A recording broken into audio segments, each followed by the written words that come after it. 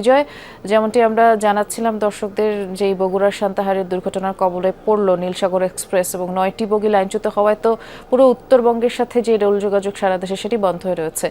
এখন আসলে যেহেতু ট্রেনে নগরবাসীর ঈদযাত্রার সময় এই যে দুর্ঘটনা ঘটলো, এতে এই রুটে কি কি প্রভাব পড়েছে একটু বিস্তারিত করে জানাবেন।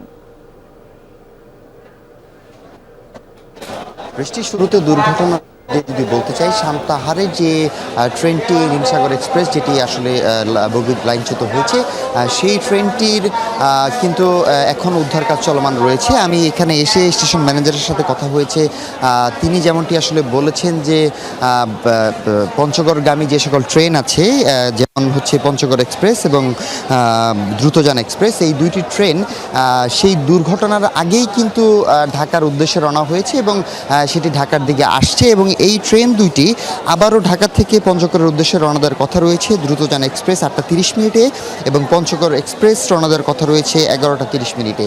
তো এখন পর্যন্ত স্টেশন ম্যানেজার বা রেল কর্তৃপক্ষ যেটি মনে করছেন যে রাতের আগেই বা রাতের সময়ই হয়তো একটি বিকল্প ব্যবস্থা করা হবে। পাশাপাশি ট্রেন উদ্ধার কার্যক্রম চলমান রয়েছে, এটিও হয়তো হয়ে যেতে পারে। সুতরাং এছাড়া অন্যান্য রুটের যে ট্রেনগুলো রয়েছে সেটির কোনো ধরনের কোনো শিডিউল বিপর্যয় হবে না এবং উত্তরবঙ্গগামী যে সকল মানুষ রয়েছে তারা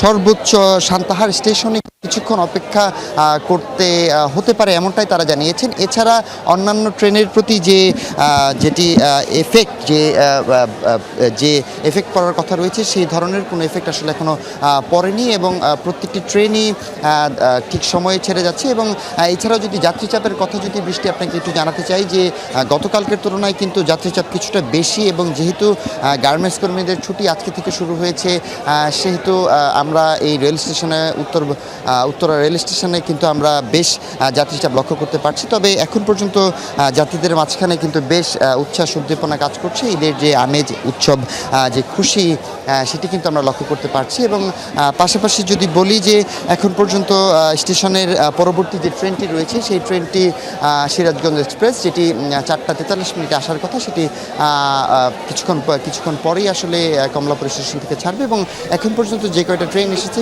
সবগুলো ট্রেনই আসলে সঠিক সময়ে কিন্তু কমলাপুর স্টেশন থেকে। ধন্যবাদ, আমরা শুনছিলাম আপনার মাধ্যমে বিজয়।